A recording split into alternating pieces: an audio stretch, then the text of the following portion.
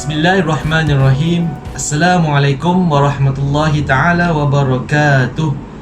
Alhamdulillahirabbil alamin, wassalatu wassalamu ala asyrafil anbiya'i wal mursalin sayyidina Muhammadin wa ala alihi wa sahbihi ajmain. Rabbi shrah li sadri wa yassir li amri wahlul 'uqdatam min lisani yafqahu qawli. Rabbi zidni ilma warzuqni fahman. Alhamdulillah, para pendengar sekalian, insya-Allah pada hari ini saya akan kongsikan tazkirah ringkas mengenai Al-Quran, manual hidupku, di mana kita pun dah berada dalam minggu nuzul Al-Quran. Kita pun tahulah nuzul Al-Quran artinya apa tu, turunnya Al-Quran, kata kalamullah, kitab Allah Subhanahu wa taala. Jadi perkongsian pada hari ini mengenai Al-Quran itu sebenarnya adalah manual kehidupan kita, di mana para pendengar sekalian, jika kita ni bekerja, kita biasakan diri kita kenal polisi ataupun SOP. Tapi Allah Subhanahu Wa Taala bila jadikan kita, bila Allah Subhanahu Wa Taala khalifah, jadikan kita semua khalifah, Allah Subhanahu Wa Taala tidak membiarkan kita terkapai-kapai. Malah Dia memberikan kita sebuah kitab untuk menjadi panduan umat manusia sejagat.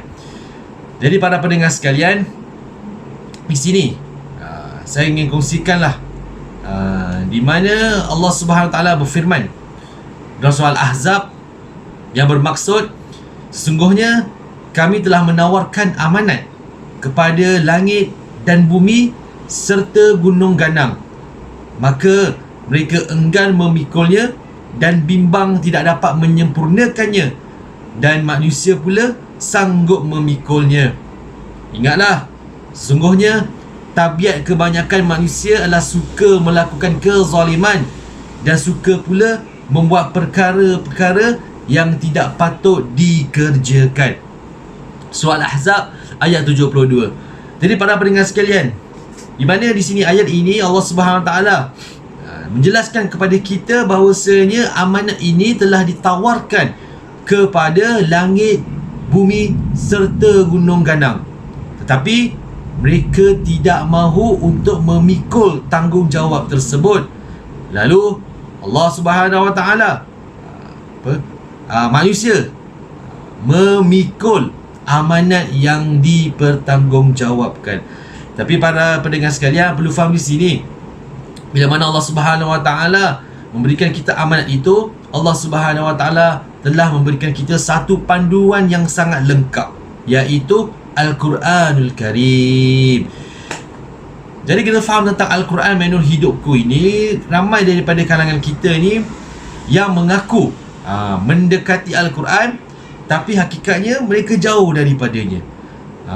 Baca, kita khatam berapa kali, tapi kita tidak dapat menikmati kelazatan dan petunjuk daripada Al-Quran. Jika saya ingatkan diri saya juga, kadang-kadang kita ni sekarang bulan Ramadan, kita pun sibuk membaca Al-Quran. Kalau boleh kita hendak khatamkan Al-Quran, kita pun kalau boleh tak nak tinggalkan Al-Quran dan sebagainya. Tapi berapa ramai manusia yang sebenarnya mendekati Al-Quran, tetapi mereka sebenarnya jauh daripada Al-Quran. Jauh dari segi apa para pendengar sekalian? Jauh dari segi mereka ni tidak mencontohi apa yang dipaparkan dalam Al-Quran. Ibarat sahabat Nabi bertanya kepada Aisyah radhiyallahu anha, bagaimana Rasulullah SAW, maka beliau menjawab, akhlak beliau seperti Al-Quran. Al-Quran yang tiada cacat celanya. Tetapi kita ni bagaimana pula para pendengar sekalian? Kita sibuk khatam Al-Quran, kadang-kadang kita nak berlumba-lumba untuk khatam Al-Quran dan sebagainya, tapi kita pula terlupa untuk menjiwai apa yang dipaparkan di dalam Al-Quran. Jadi para pendengar sekalian, dengan Al-Quran itu baru kita tahu jelas arah tujuan kita di dunia ini sebagai khalifah kerana ia merangkumi semua aspek dalam hidup kita. Sekarang ni saya nak kongsikanlah mengenai ramai sebenarnya yang salah faham atau kurang faham dengan tujuan Al-Quran. Allah Subhanahu Wa Taala berfirman dalam surah Al-Baqarah ayat kedua, A'udzubillahi minasyaitonirrajim. Dzalikal kitabu la raiba fihi hudal lil muttaqin. Yang bermaksud kitab ini tidak ada keraguan kepadanya, yang menjadi petunjuk bagi mereka yang bertakwa. Surah Al-Baqarah ayat yang kedua. Sebenarnya Al-Quran diturunkan kepada kita ni untuk menghilangkan keraguan dalam hati kita, dan ditambah pula dengan penunjuk yang menyuluh dalam hidup kita. Jadi bila mana kita membaca Al-Quranul Karim ni, dia sebenarnya adalah menghilangkan keraguan, persoalan dan sebagainya. Sebab tu kita tak pelik kadang-kadang kita jumpa mu'alaf, mereka ini bila memeluk agama Islam, mereka mengatakan yang mereka mendapat daripada Al-Quran, mereka mencari jawapan daripada Al-Quran dan sebagainya. Mereka buka Al-Quran, mereka kaji Al-Quran, kalamullah, itu yang membuka hati mereka tertarik kepada agama Islam. Contohnya Sayyidina Umar radhiyallahu an, yang betapa itu tahu sifat beliau yang tegas, bengis, tapi dengan cakap Al-Quran, membaca berapa potong ayat Al-Quran surah Taha, maka hati beliau pun terbuka untuk menerima akidah tauhid. Jadi kita ni sebagai manusia ni, biasanya lah masyarakat kita ni menggunakan Al-Quran ni, kadang-kadang kita gunakan sebagai penawar, kita gunakan sebagai halau jin, ataupun dilagukan dalam komersial ataupun testimonial. Ini yang sebenarnya yang kita perlu faham sini lah. Kita tak menjiwai Al-Quran, tapi kita gunakan Al-Quran ni untuk sebagai apa, kadang-kadang gunakan Al-Quran sebagai penawar kita ataupun halau jin. Malah lebih teruk lagi, gunakan Al-Quran sebagai testimonial untuk bisnes. Ini yang dikatakanlah kadang-kadang kita ni tak faham, tak faham tujuan Al-Quran ni. Al-Quran ni bukan untuk melariskan perniagaan kita. Kita letak je ayat Al-Quran, malah orang pun akan rasa macam, oh Alhamdulillah ni Al-Quran ni cakap betul ni. Tapi kita sendiri ni kadang-kadang peniaga tu kita tak menjiwai. Kita just Google, kita petik ataupun kita tanya kepada mereka yang lebih arif, kita pun letak dalam perniagaan bisnes kita apa sahajalah. Tak salah, cuma yang saya maksud sini adalah jangan disalahgunakan. Jadi sini adalah kita tak menjiwai Al-Quran, tapi kita gunakan Al-Quran itu untuk keperluan diri kita sendiri. Ini yang dikatakanlah, kita perlu tepis salah faham di sini. Al-Quran diturunkan bukan untuk untuk kepentingan diri kita dari segi apa, komersial ke, ataupun kita melagukan, kita pertandingkan ke dan sebagainya. Ini yang kadang-kadang kita ni kena faham di sini, ada salah faham. Okey, jadi saya ingat saya jugalah, jangan gunakan Al-Quran ni sebagai tempat untuk kita menyesuaikan diri kita dan sebagainya, tapi gunakan Al-Quran itu sebagai panduan kita. Okay. Seterusnya para pendengar sekalian, kita mengatakan tentang Al-Quran sebagai manual kehidupan kita. Jadi kehidupan ini sebagai ujian. Allah Subhanahu Wa Taala memang menjanjikan bila mana kita ni hidup di dunia ini pasti akan ujian melanda kita. Tetapi Allah Subhanahu Wa Taala mempermudahkan hidup kita ni dengan bekalan manual Al-Quran, iaitu 3 elemen yang merangkumi Al-Quran, iaitu akidah, fiqh dan akhlak. Di dalam Al-Quran tu ada 3 elemen perspektif tu dalam Al-Quran tu, iaitu akidah, fiqh dan juga akhlak. Kita faham balik Jadi dalam Al-Quran tu Allah dah terangkan bahawa fiqh, akidah dan juga akhlak. Jadi inilah perspektif Al-Quran dalam aspek kehidupan kita. Dari segi akidah, Allah dah jelaskan ketauhidannya, sifat-sifat Allah Subhanahu Wa Taala dan sebagainya. Jangan syirik kepada Allah Subhanahu Wa Taala, jangan kita bermurtad kepada Allah, jangan kita murtad dan sebagainya. Jangan kita ada sifat rasa sifat-sifat munafik dan sebagainya, sebenarnya dah dijelaskan dalam Al-Quran. Dan juga fake, fake ada hukum-hukum. Contohnya lah, bagi kaum wanita ni, ada satu surah istimewa, iaitu surah An-Nisa. An-Nisa tu iaitu wanita. Di situ kita faham martabat seorang wanita dalam Islam tu tinggi sekali. Macam surah Al-Fatihah, lepas tu Al-Baqarah, Al-Imran, lepas tu baru surah An-Nisa. Lepas surah Al-Baqarah, surah yang ketiga adalah surah An-Nisa. Jadi Allah memartabatkan wanita ini dengan meletak surah An-Nisa. Malah dalam surah An-Nur pun banyak sekali Allah penjelaskan tentang hukum hakam, hukum hudud dan sebagainya. Masalah wanita pun Allah ada jelaskan di dalam Al-Quran.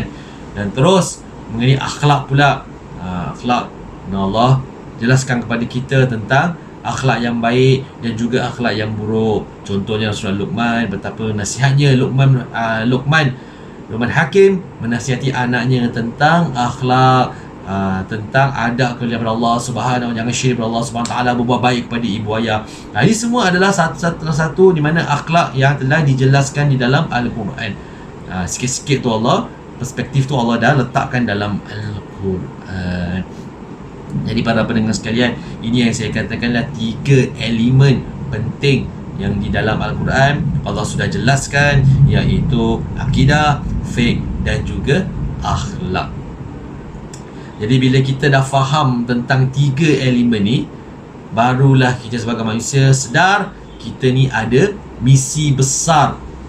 Misi besar yang dipertanggungjawabkan ke atas kita, iaitu skop kerja sebagai Khalifah Allah Subhanahu wa ta'ala.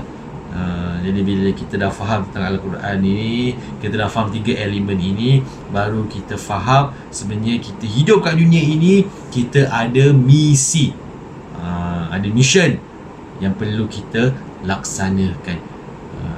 Macam saya cakap tadi, bila Allah SWT jadikan kita sebagai khalifah ini, Allah berikan kita panduan kehidupan kita. Jadi para pendengar sekalian, kita janganlah kita ni sibuk dengan Al-Quran ni bila time bulan Ramadan sahaja, tapi hari yang lain pula kita letak Al-Quran itu untuk mengumpul debu. Ini saya cakap lah, kadang-kadang ni kita ni alpa ataupun kita terlalai. Sebab apa? Saya tengah musim, orang kata ni ialah tengah outbreak COVID-19 ni, kadang-kadang inilah yang kita cakap hikmah lah. Tak tahu apa nak buat, kita pun buka Al-Quran untuk meraih pahala dan mendapat ganjaran. Mudah-mudahan kita dapat khatam Al-Quran. Tapi janganlah pula nanti bila outbreak ni dah, CB ni dah diangkat, lepas tu kita punya insyaAllah lah yang kalau virus ni dah hilang, dah Allah hapuskan virus ini, Ramadan pun dah berlalu pergi, Al-Quran kita letak atas kita punya almari. Letak almari untuk mengumpul debu. Janganlah jadi gitu. Jadi bila kita dah melatih diri kita untuk baca Al-Quran dan sebagainya, kita teruskan, mudah-mudahan kita istiqamah dalam membaca Al-Quran. Kita baca dengan anak kita baca dengan isteri kita, ataupun kita baca sendiri. Jadi kalau kita masih lagi belum lagi, orang kata tu belum lagi lancar, kita cari guru untuk membantu kita supaya melancarkan bacaan kita. Jangan sombong, jangan rasa dah masanya, dah malulah nak jumpa asatiza ni. Jangan, cari guru Al-Quran. Kenapa para pendengar sekalian? Kerana Al-Quran ini adalah saham akhirat kita nanti di akhirat kelak, dan insya-Allah akan menjadi syafaat kita. Dan mudah-mudahan Al-Quran ini menjadi saksi Allah Subhanahu wa ta'ala yang kita ini sentiasa mendampinginya di dunia lagi. Jadi itulah perkongsian ringkas daripada saya mengenai Al-Quran ini, manual kehidupan kita.